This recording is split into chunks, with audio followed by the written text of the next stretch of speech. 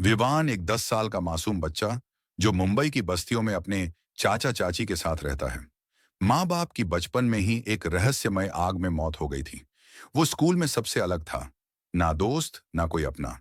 हर रात उसे एक ही सपना आता, जलता शहर, चीखते लोग और वो खुद नीली रोशनी से घिरा हुआ। एक दिन स्कूल से लौटते वक्त उसे एक पुरानी दीवार में एक चमकती किताब दिखती है।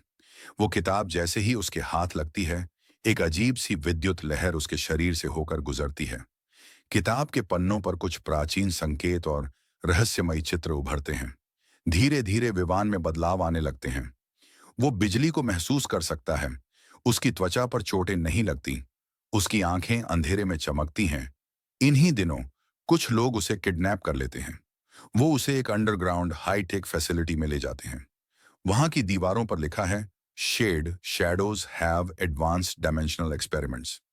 यह एक गुप्त संस्था है जो बच्चों पर प्रयोग कर रही है ताकि सुपर सोल्जर्स बना सके।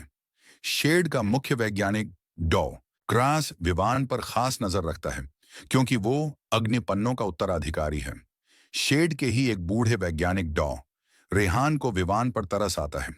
वो उसे बताता है कि उसके माता पिता भी शेड के खिलाफ लड़ रहे थे, मगर उन्हें मार दिया गया। डॉ रेहान उसे एक गुप्त हथियार देता है, आत्मकवच, जो उस किताब की ऊर्जा से बना है। विवान पहली बार अपने अंदर की शक्ति को कंट्रोल करता है। वो हवा में उड़ता है, बिजली फेंकता है और शेड के गार्ड्स को हरा देता है।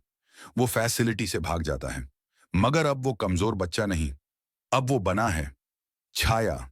शहर में एक गैंग बच्चों को अगवा कर रहा है और उन्हें बेच रहा है। विवान को पता चलता है कि ये गैंग भी शेड से जुड़ा है। अब विवान मास्क पहनकर शहर में निकलता है। बिजली की चमक के साथ वो आता है और दुश्मनों को गिरा देता है। बच्चों को बेचने वालों, अब छाया तुम्हारे पीछे है। पुलिस उसे रोकने की कोशिश करती है, मगर वह बच जाता है। अब अखबारों में पहली बार लिखा जाता है, कौन है ये नीली बिजली में लिपटा रहस्यमयी सुपर हीरो। विवान को अब शेड का मुख्य बेस मिल जाता है। वो जानता है कि अगर उन्हें अब नहीं रोका तो सैकड़ों मासूमों की जिंदगी खत्म हो जाएगी। अंतिम युद्ध शुरू होता है। विवान बनाम शेड की आर्मी। बिजली, आग, अंधेरा, हर दिशा से हमला होता है।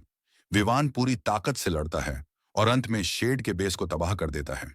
लेकिन जैसे ही वो बाहर निकलता है, एक वॉइस रिकॉर्डिंग चलती है, विवान, तुमने बस एक बेस को हराया है, पर छाया जितना फैला है उतना ही गहरा है।